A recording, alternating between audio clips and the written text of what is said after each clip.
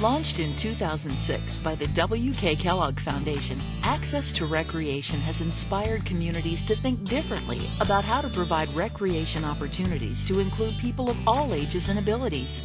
Embracing the principles of universal design, Access to Recreation supported visionary recreation projects in more than 40 communities across Michigan, Ohio, Indiana, and Illinois. These communities rallied to find local resources to match funding in order to open new worlds of recreation for people of all ages and abilities. In Ohio, 4 local community foundations received Access to Recreation grants. In Kettering, a nature center includes accessible trails and interpretive wildlife displays. In Circleville, a 72-acre undeveloped parcel has become the city's first public park, featuring a boundless playground. In Tiffin, a host of parks are providing increased access to outdoor experiences.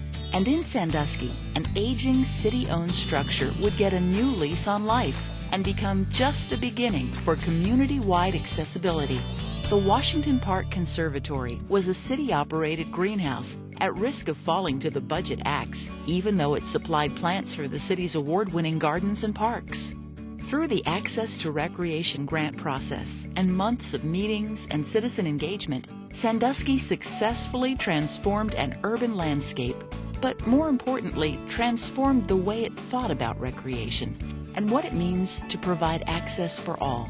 At first we thought we would do something on the water because we're a lakefront community, but when the idea of the greenhouse came up, the response from everyone was so wonderful that we knew that this was going to be our project. When I first moved to Sandusky about 9 years ago, I'm a gardener, and this place was surrounded by chain link fence, and I looked in and thought, oh, it would be so neat to go in there sometime, but it was completely closed off to the community, and I never thought more about it. Well, when I came here, it was a greenhouse that was definitely in its decline. It was energy inefficient. It wasn't accessible to anyone other than the employees, and although that served a good function in that we grew the plants that we need for our parks, but it didn't do anything else other than that. The National Center on Accessibility promotes access and inclusion for people with disabilities in parks, recreation, and tourism. Based at Indiana University and established in 1992 through a cooperative agreement with the National Park Service, NCA has emerged as a leading authority on access issues unique to park and recreation programs and facilities. The Access to Recreation initiative, I think, created new benchmarks in so many ways. It really did enable communities to be able to be creative, to be able to learn about and apply the principles of universal design. As it was conceived, the new facility would be a learning center where people, young and old, would be actively involved in gardening while the greenhouse maintained its mission of providing plants to city parks. There's a legal definition for someone who has a disability, and it is an impairment that affects one or more major life activities. So someone who has difficulty walking, talking, hearing, seeing in their daily lives. As part of widespread public input, the project designers asked people with disabilities and service providers to review the greenhouse and include features they wanted and to identify obstacles and areas for improvements. Honestly, my opinion was that no one had ever asked them before what they thought or what they needed, and so it was really good to have those voices heard. The redesign included many facets to make the facility more usable and inviting to visitors of all abilities, such as the installation of a power-operated exterior door, converting the pea gravel greenhouse floor to concrete, and most notably, planting tables on a crank and roller system to provide accessible routes to each table and every row of plants.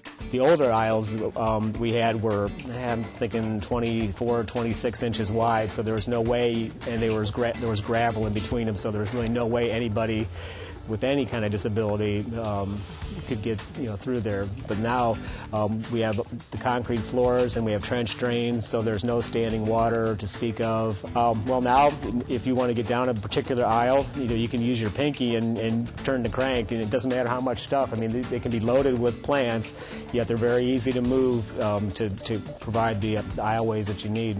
Oh, it's fantastic. This whole thing probably couldn't have happened as nicely and quickly as it did if it weren't for the volunteers.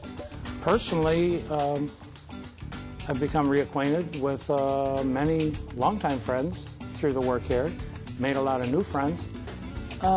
It's been good for me personally, as well, of course, as being good for the community. We've done what we've said we were going to do when we told our commissioners we were going to expand our mission and bring the community in and that type of thing, and that's all been accomplished. I think recreation is an important aspect of our lives.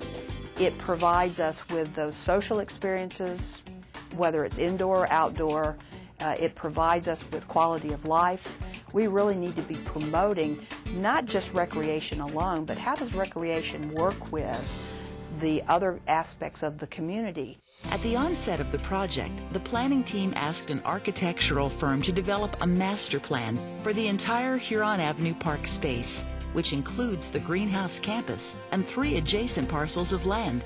In 2009, the City of Sandusky allocated funds to build an accessible splash pad. The master plan also calls for a children's garden, a skateboard park, new basketball court, and a picnic area. It's a story of a woeful greenhouse and some empty lots being reborn as a community park at the core of the city, an accessible recreational destination for all.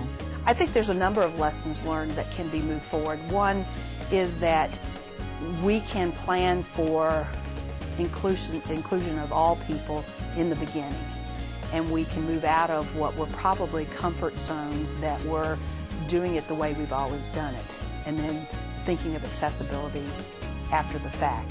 We have taken this project and done it in a way that is exactly the way we should do things. We started with community input, we worked with the city, we had philanthropic support, we put it all together, and the result is fabulous. That's a message that the city needs to hear, that the residents need to hear, that good things can be done when we all work together.